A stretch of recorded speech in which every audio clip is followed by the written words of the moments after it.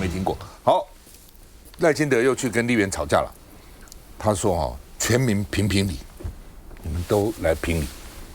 哦，是，你看国民党哦，就通过这些蓝白这些法案哦都不合理的哦，那被批他在造谣，蓝白当然很气，说你总统造什么谣哦，乱讲一通哦。那而且呢，赖清德昨天跟韩国瑜喊话，我不敢批评韩国瑜，拜托你赶快哦，让立法院能够通过，赶快审查总预算哦。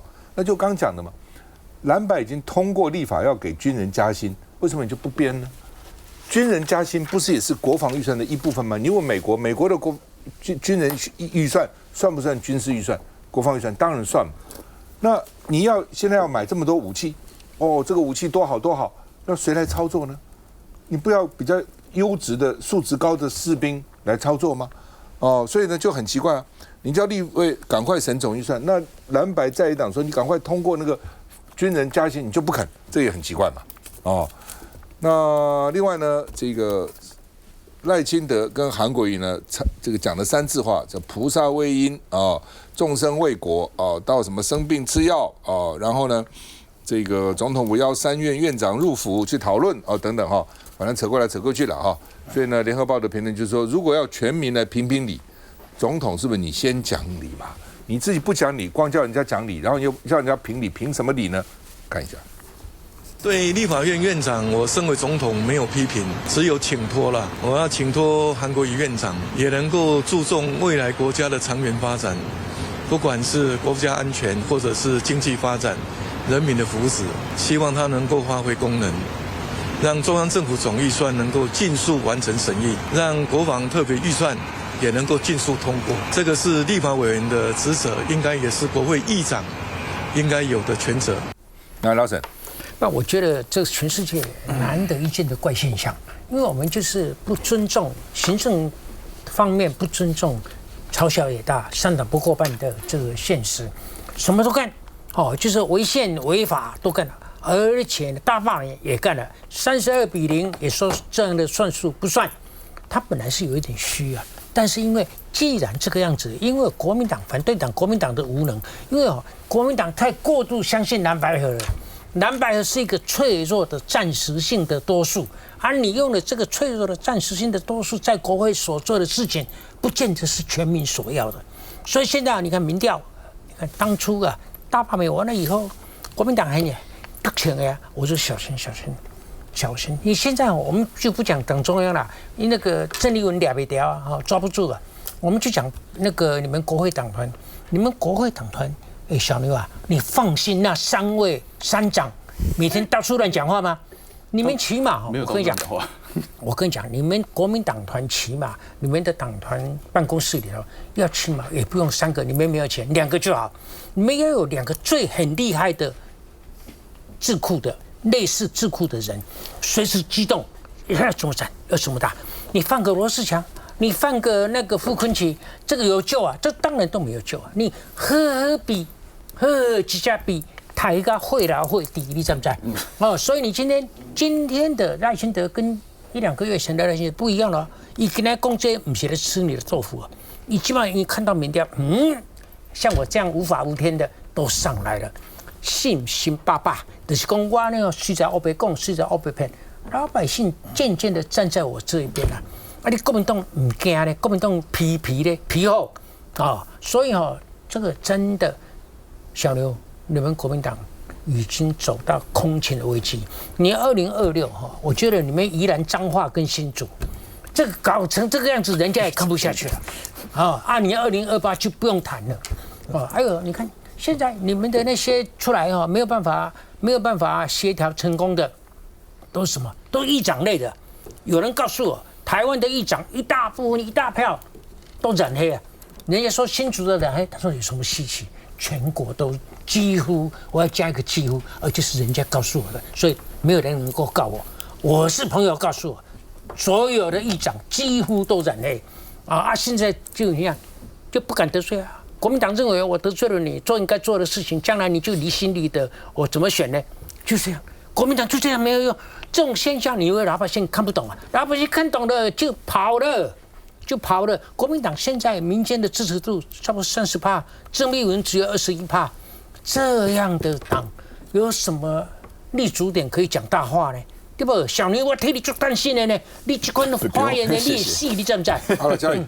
刚刚沈大佬讲说赖清德总统的民调，最新的民调确实就是已经呈现到大罢免之前的信任度跟满意度都已经达到将近46%，所以很多人说奇迹式的反弹，而且大家也认为说，国民党这阵子从大罢免之后还沉浸在32-0的喜悦里面，好像觉得啊2026、2028都稳了。可是问题是，当台湾的股市不断的创新高，或者是黄仁勋来台湾宣布要再加码、再加新的这个研发中心，或者是这个招募更多的工程师在台湾等等，大家看到的是，确实我们跟美国的合作越来越紧密。那刚刚所说的这些所谓半导体的产业链等等的这些，我觉得让台湾感受到说，确实美日欧的这个民主同盟的经济伙伴关系是非常重要的。可是相较之下，国民党大家看到的是什么？是去跟北京做国共论坛，是这个不断的挡国防预算、军购预算，但是后面到底是支撑的是什么？没有一个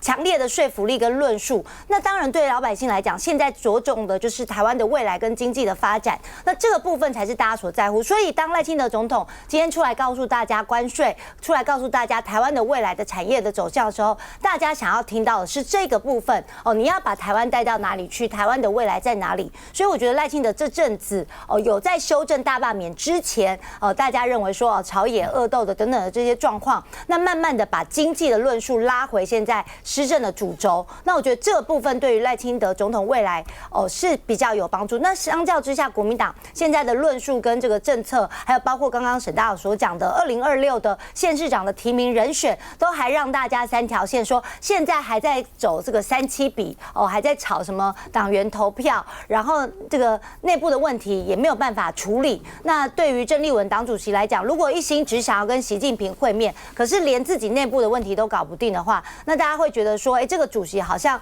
被这个国民党的人这个无视当塑胶没有办法去好好的率领国民党，那没有办法统合国民党，更何况你如何让台湾的人民去支持呢？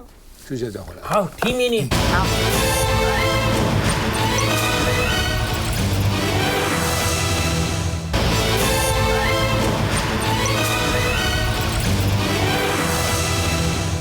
民众党6个新立委今天到立法院报到，李珍秀的陆配泪洒现场，因为太感动了说呢民众献花给他，感动落泪，因为最近一定是受到很多的煎熬那另外呢，这个内政部亲自送放弃中国籍的申请表给李珍秀，内政部说没有在到职前办理放弃就应该解职这到理前应该办理，1年内应该完成。就是大概这2个程序所以你没有去办理就不对。那因为立委要宣誓，李珍秀宣誓唯一效忠中华民国，而且说去年到对岸办理放弃国籍2次都被拒绝他从12月还秀他的机票登机证他说呢，去年12月从香港到湖南衡南申请放弃中华人民共和国国籍，结果公安拒绝那开始以为他要放弃户籍，就说那没问题办理放弃户籍很简单到派出所办就好了。后来呢，他说要放弃国籍，道路公安说台湾当然不能放弃所以不可以。那他说我可不可以就送表给你，你不准再说，至少签一下嘛，表示我送了，不准不收那说呢根本就不给你证明，反正就这样。所以他先去这个，反正到湖南2个地方都不行所以他说我在台湾居住超过30年了，我生了5个小孩，都是台湾人，厉害居住的时间比在大陆还久。我热爱台湾，保护台湾的决心不比任何人少。如果两岸发生冲突，我的效忠对象也是中华民国我是对中华民国宪法宣誓的立委，唯一效忠中华民国，没有任何问题我也认同中华民国立委要单一国籍，我就是中华民国的国籍，但是问题是他不让我放弃那我怎么办呢所以呢内政部愿意给他一个文，他说我不知道内政部什么时候帮对岸跑公文，内政部跟我还用简体字写这内政部很无聊了，就是你赶快要放弃，宣布放弃那另外民进党说比照当时麦玉珍就放弃越南籍你们是明知这讲这无聊嘛？哦，真的无聊哦。那另外呢，这个说他有国安风险，所以李珍秀就无事要你讲什么哦，未审先判嘛哦，所以呢，联合报的这个评论也说，他现变成朝野的未爆弹，内政部小心不要弄巧成拙哦，拿他来打，然后弄巧成拙。另外呢，王义川前2天有说说民众党有立委打电话给他，结果他现在说不是，陈建龙说不是我打给你，是你打给我，王义川这个还说阿川以后事情好好讲，我们不一定要喊得那么大声，有什么我们好好沟通，你就知道好好沟通，不要这么大声。说王义川说他跟他这样讲，就陈建龙说是你主动打给我的，是王义川亲自主动打给我的，说他颠倒是非。就还说我打给他，是他打给我回电给他，所以我必须要做严正的声明。我觉得这就很无聊了，一个立委干嘛去扯这谁先谁后，扯过来扯过去哈。那黄国昌说蓝白党团3长已经见过面了哈。那另外呢，现在是柯建铭说柯建铭现在柯文哲哈，因为柯建铭说他要重新要登记要选，到底会不会选现在不知道因为蔡其昌也出来了。那现在讲柯文哲满血复活哇，觉得好像充满了这个活力要扮演要去当一个什么国家治理院的院长听起来很大，我们看一下。效忠国家，都是新面孔。民众党6名立委宣誓就职，因为党内执行2年条款递补当选不分区立委。你是主席，搞得这么害羞。主席黄国昌像是背后操盘者，引领新人立委上班，不过穿着白色西装外套，配上亮绿色长裤的是创下国会史上首次有陆配担任立委的李珍秀。这是我的机票，台湾到香港，然后我再从香港坐高铁到衡阳，拿的是中华民国护照，出入大陆一样用的是台胞证，县公安局完全不受理，但是我没有放弃，我又再跑了一趟市公安局出入境管理处，同样不被受理。秀出机票文件开杠行政部门，因为内政部表示就职前未办理放弃大陆国籍证明，立法院应予以解职。他还附了一份简体的公文，我都不知道什么时候中华民国的内政部开始帮对岸跑公文了。对岸公安局出入管理局不受理的文件在这里，我会转交给内政部，请他们去放弃看看。我没有一天拿过中华人民共和国的护照。一度口误，幕僚赶紧提醒李珍秀派能消弭国籍争议。只是才刚上任，民进党立委王一川就爆料接到民众党立委示好电话，称以后事情都好好讲啦。民进党就是见缝插针啊，川是颠倒是非是他致电给我，我回电给他，当众打脸王一川，明明是你先打来立法院，能否绿白合警，强调朝野都能谈。明天台湾民众党立法院党团会针对优先法案召开记者会说明。主席说得很明确，先稳固跟国民党对话。来我看，这个是这样因为李珍秀委员的这个议题我们讨论过很多了，那关键就在于中华民国的国际法20条跟中华人民共和国的国际法第10条。那观众朋友可以看一下现在症结的在于就是我们中华民国的国际法的第20条讲说有外国籍者不能担任公职嘛。那李珍秀委员有没有外国籍？有。那你举其他的例子，像以前李庆阳或麦玉珍，那你必须要放弃，这没问题。但是呢，现在李珍秀委员，我现在称他为委员，就是大家听我这样讲知道，我是认为他现在应该就是委员，而且是合法的，因为他已经做了放弃的动作。那中华人民共和国的国际法第10条里面有讲嘛，就3种状况可以放弃嘛。外国人的近亲属定居在外国。那当然，中华人民共和国不会承认中华民国，这2个都打叉，没有办法。还有个所谓的第3，有其他理由，只是你真的跑去跟公安讲，或者是你去做这个申请，有极高的机会他是不会同意你的。好，那这些评论之前我在节目当中讲过了。那李珍秀委员他在宣誓就职之后，他回答媒体的问题的时候，他就已经告诉你了，我去申请，公安不让我去跑公文啊。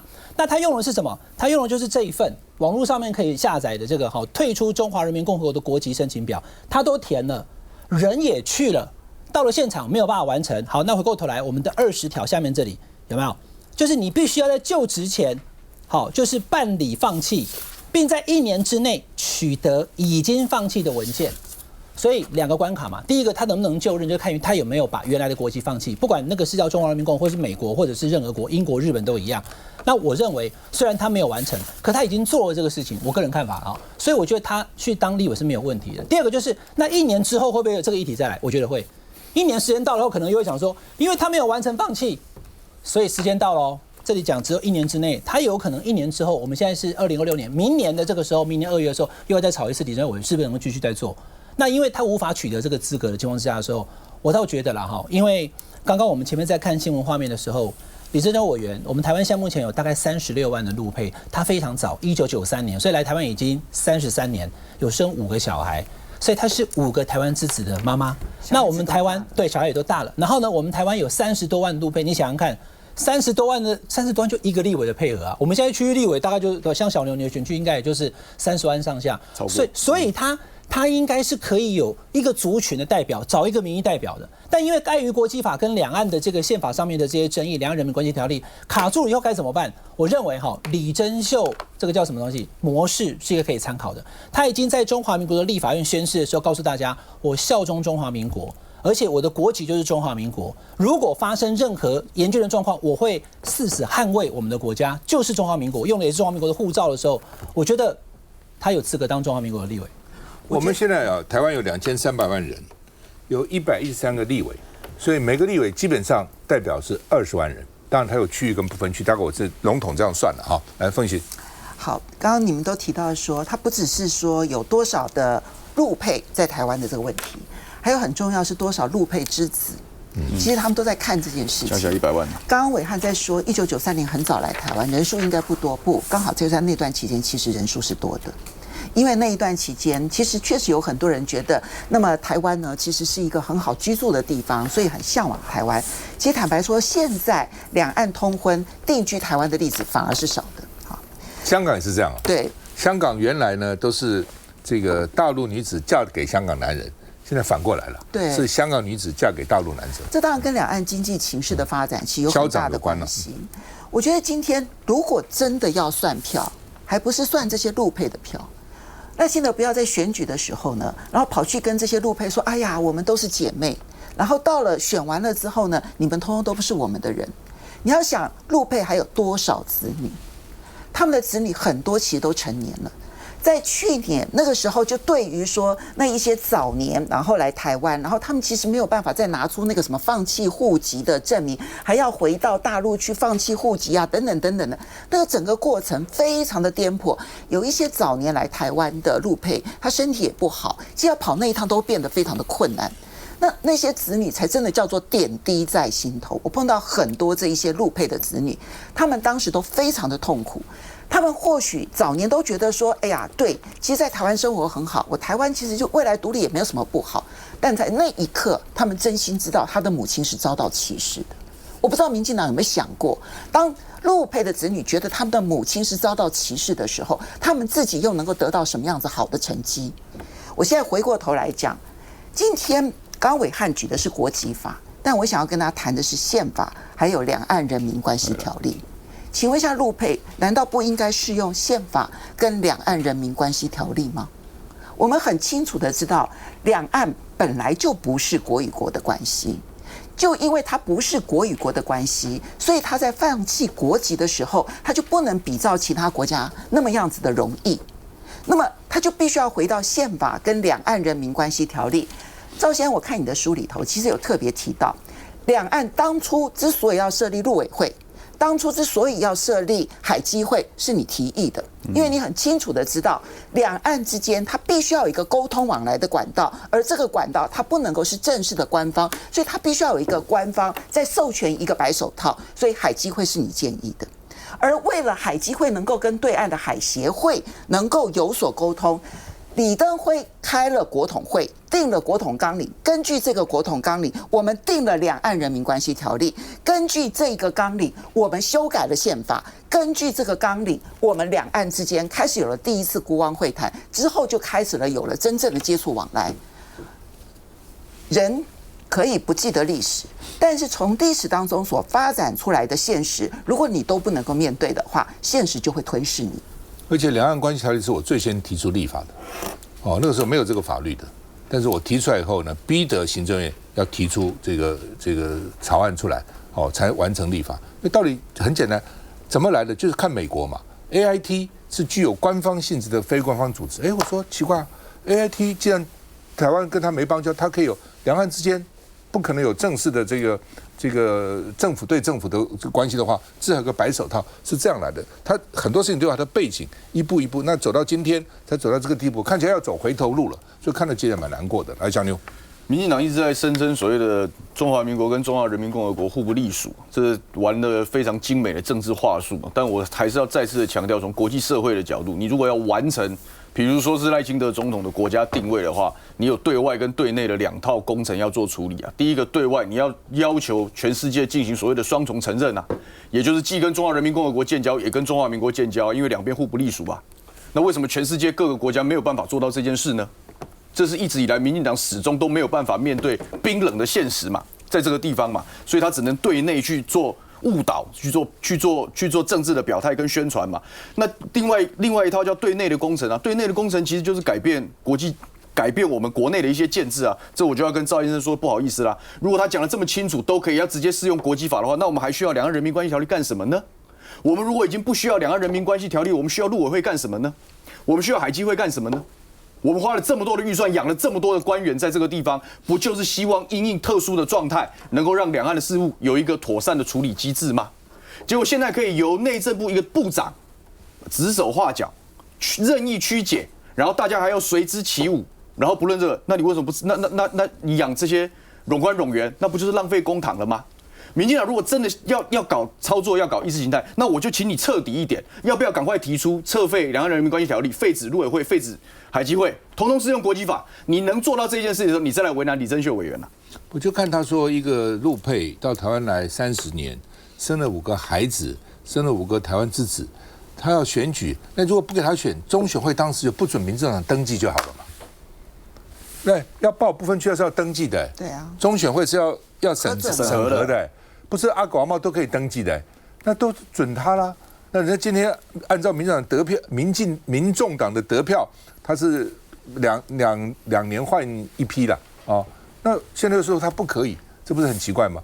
对不对？至少他已经送了嘛，他也证明给他是送了嘛。那既然送了，就按照你的这个，就是按照你如果这内政部讲的，他有资格啊。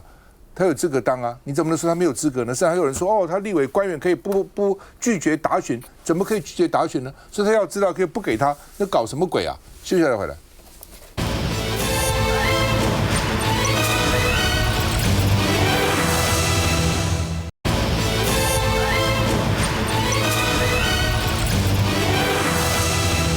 好，黄国昌卸任以后要做什么？不过他立刻就成立新北的这个市长竞选总部了哈。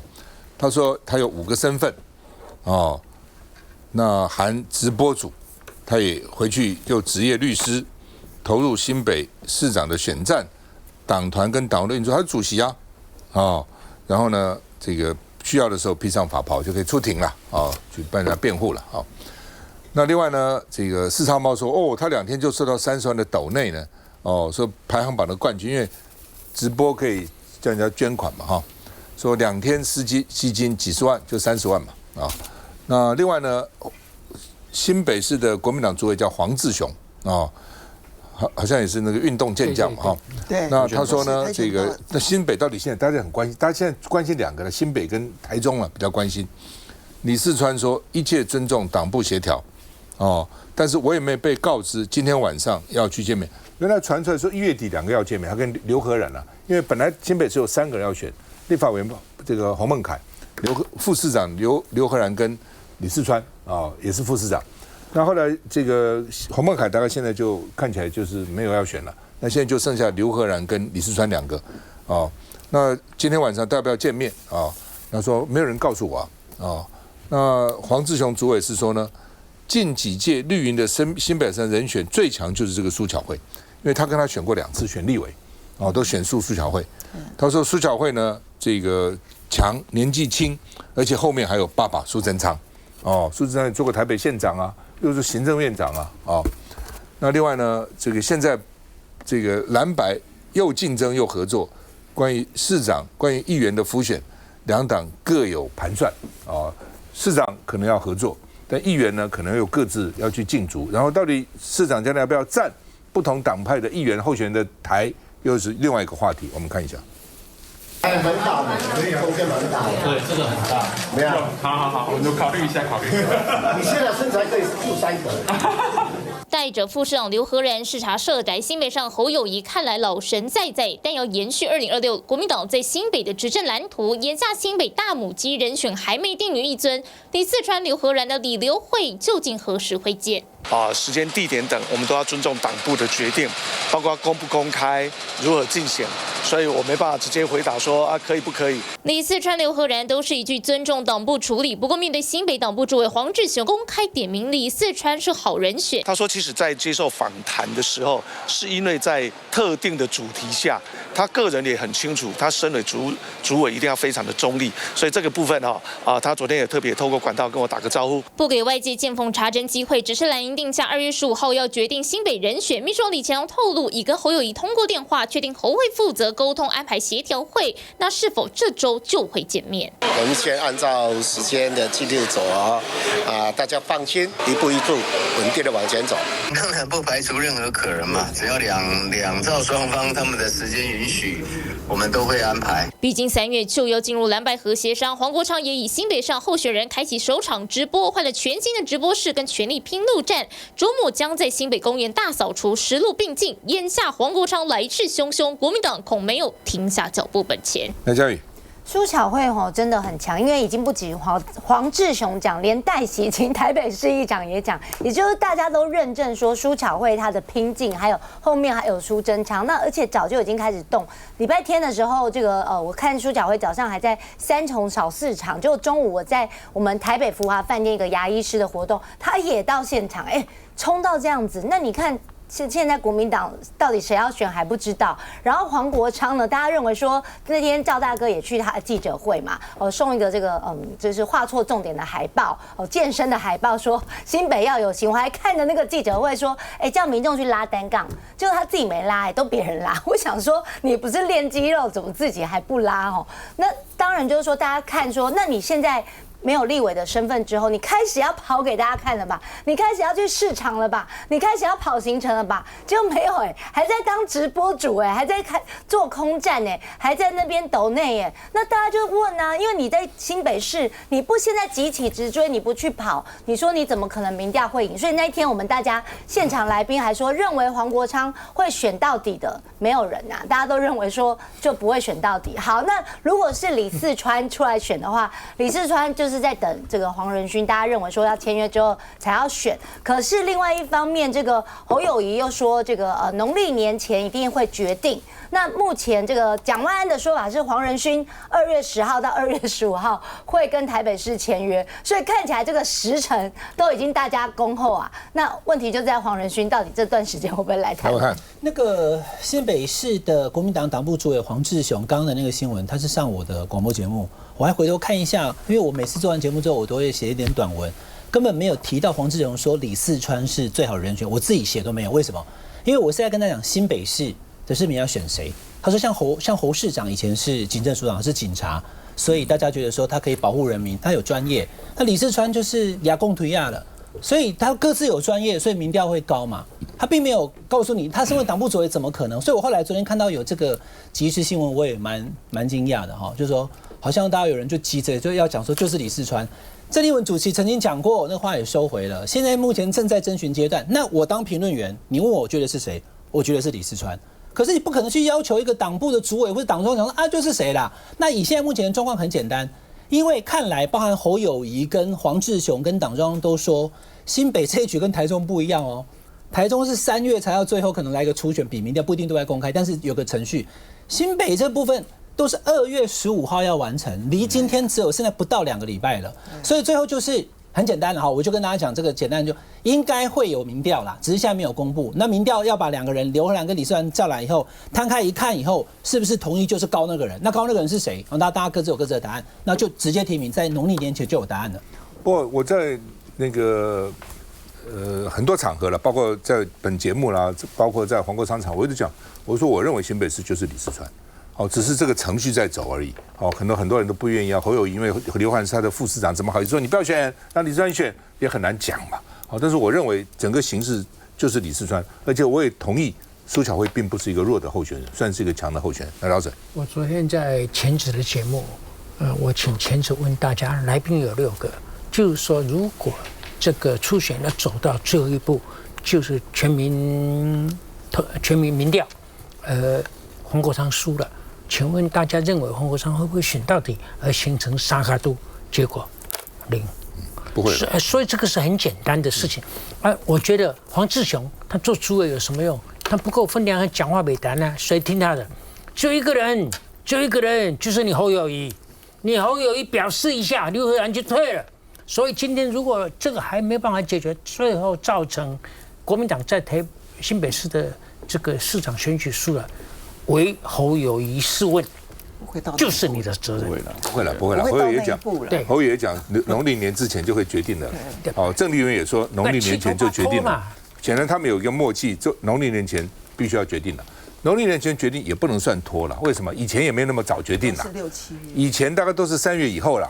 没有在1月、2月就决定。这一次比较快，只是因为这次民进党很快嘛。民进党因为民进党志在必得啦。对，也不是在民进党线上人选很少啊，没几个人嘛。所以民进党呢先决定了，而且民进党为什么？因为高雄、台南搞得太难看了，所以他也想快刀斩乱麻，赶快决定了。因为高雄、台南决定，其他地方也不能不决定嘛。其实就是这样子啊。所以我认为农历年前决定是可以的，不要拖到农历年之后了。休息一下再回来。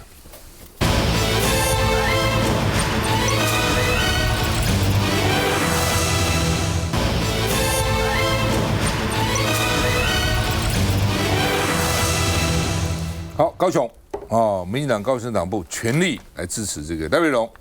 赖瑞隆说呢，他要延续关键的第4棒前面有谢长廷、陈菊、陈其迈现在赖瑞隆说我要承接他们那反正现在民调很多了，就看看好了哈。那这是谁做的？山水民调那说呢，赖瑞隆呢有43.9%，那柯志恩是32.3%，所以赖瑞隆赢了11.6%那另外呢，这个说1月的时候呢，做的时候呢，说是55.2比25.7，当时领先30%，现在呢变成这个11.6%，变成11.6%，所以就说你这民调到底怎么会差这么多呢？那所以呢，柯志恩就说，那半个月前你不是赢我30%吗？那赖瑞隆阵营说我还是稳定领先柯志恩的那另外呢，这个美浓大峡谷当时呢，高雄市我们开罚2次，结果半年时间就变成一个美浓大峡谷，就是你罚的金额很少，根本不在乎你了所以呢，小坑变成一个大峡谷，那个小坑变成一个大峡谷，行政怠惰，所以呢，高雄市政府也是他的一个行政怠惰的一个记录了我们看一下。从过去到现在呢，所有的民调结果我们都是表达尊重。那未来呢，一定有不同的民调公司会做出不同的民调，结论也还是一样，我们绝对是尊重。不过这一次呢，委托山水民调所发布的这一个结果呢，倒觉得有一个有趣的事情，因为在1月13号民进党初选的时候，也采用山水的民调，那时候赖委员赢柯志恩大概是30几%，怎么2个礼拜的时间呢，突然之间只赢我11%？这半个月来，到底赖委员为什么民调衰落了这么多？是他发生了什么事情呢？还是山水的民调真的不太可信呢？这点倒是值得后续来做观察的。老沈，不只是说从领先30掉到11，这个差得很大。我觉得跟那个 TVS 的民调是相反的TVS 是柯志恩是领先的，但是因为还很远，现在各种民调，除非是同一家做的，其实是很难比较因为高雄的这个板块。我认为虽然是绿大蓝小，但是是浮动的，并没有那么死所以现在距离还相当一段时间，我觉得落后11%还好我落后11%是可以打的，如果落后20、30就难打了，所以这个而且这个民调也不见得正确了，反正就看看就是的。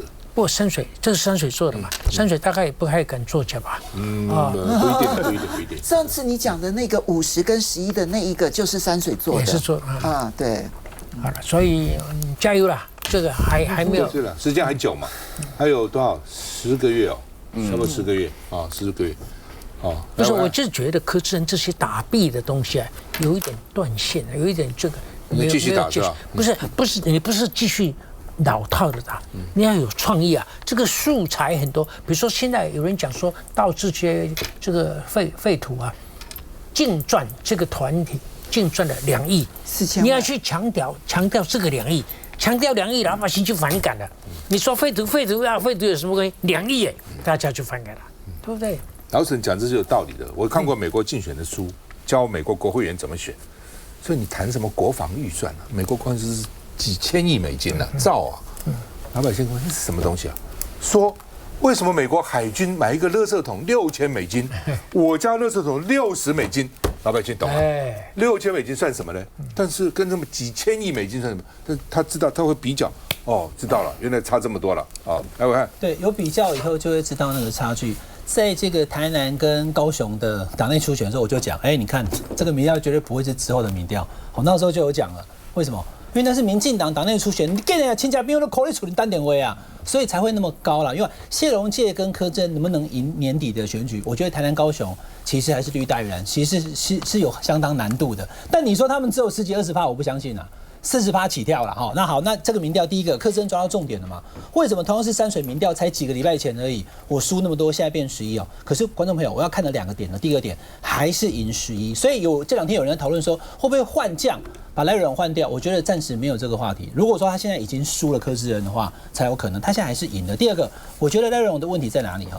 因为这份同一份民调虽然是赢柯志恩，可是赖瑞荣在2个地方是输的，哪2个地方？第一个叫凤山。好，观众朋友，我就很快的跟大家讲，凤山是许志杰啦，凤山是许志杰，而且同是新系局系，而且是林岱樺之前爸爸也当凤山老市长，结果输我柯志恩，这我很惊讶。唯一一个应该要输给柯志恩，应该会是左南才对吧？没有哦，左南的李博义反而赖瑞荣还是赢的哦。好，那第2区是什么？蓝南这一大块，第1选区也就是大旗美地区。那这是谁？邱意，这是邱意莹。好，那邱意莹跟赖瑞荣只差0.6%，所以显然我讲结论。就是许志杰同派系的师兄，跟他只差0.6%，包含永延会跟英系跟陈其迈的邱意莹的支持者，在这份民调当中还没有支持赖瑞荣，这是赖瑞荣未来几个月要克服的问题。卢嘉宇。这赖瑞荣之前民调，因为在初选的时候，当然大家都知道支持者接电话的这个比例会比较高，所以那个民调当然会有比较大的差距。那现在回归到正常的民调状况，所以也不叫做大幅衰退，应该是说就是回归到正常。那无论如何，在 T 台的民调，或者是现在山水这份民调，赖瑞荣确实都是稳定领先的，只是。T 台是柯志恩领先的 ，T 台只有赖瑞荣微幅领先柯志恩。之前，T 台有2个民调了，对，在这之前，民进党4个候选人，赖瑞荣领先柯志恩2%，但是之后又变了。对，就是说2个是非常接近，而且赖瑞荣其实是就是一直都是有领先的哦，所以我觉得在这种情况之下，赖瑞荣当然刚刚所讲党内整合的问题再加把劲，我相信对于民进党来讲，高雄市还是一个可以稳扎稳打胜选的地方。当然，就高雄、台南，就像伟汉讲的，本来就是绿营很扎实的地方嘛，没错。所以高雄不会连续4个，但是也被韩国瑜突破过啊，所以也不是说铁板一块啊，就是看候选人，还有看你的对手了。来，凤馨。我觉得，当然，其实民调一定起起伏伏啦。山水的民调有山水的问题，因为它曾经出现过。那么同一时间，2个媒体前后2天公布的民调都是山水做的，就民调数字差很多。它这已经不是一次这样子了，所以我觉得山水在我的心目中，其实它的成绩是有很多很多前科累累的。好，那我就不去谈论它的民调。我其实对于那个美浓大峡谷的事情还是很有意见。从去年的8月到现在，请问一下高雄市政府到底做了什么？现在是高雄地检署终于完成了调查，查出来说非法获利2亿4千万，可是。从去年，其实从一开始发现是一个小坑的时候，高雄市政府是有人检举的哦，检举了之后也裁罚喽，裁罚完了之后，那坑越来越大，坑越来越大。那你相对于高雄市政府那时候的裁罚，你就会发现，难怪可以挖成那个大峡谷，因为2亿4千万，它其实就是坐带这个整个的不法集团变成了一个大峡谷，而且没有采取任何的作为。我觉得这才是高雄市民最大的痛。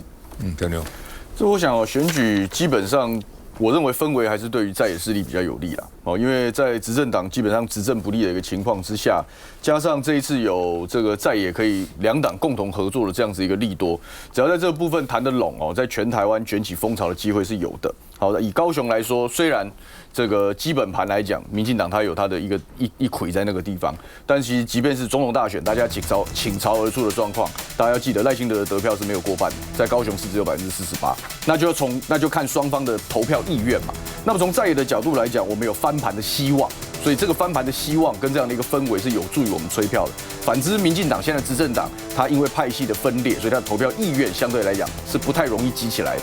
所以我觉得这一来一往，这只要我们整队冲刺哦，大军哦调到南部去，全力的支援，我认为我们高雄后势可期。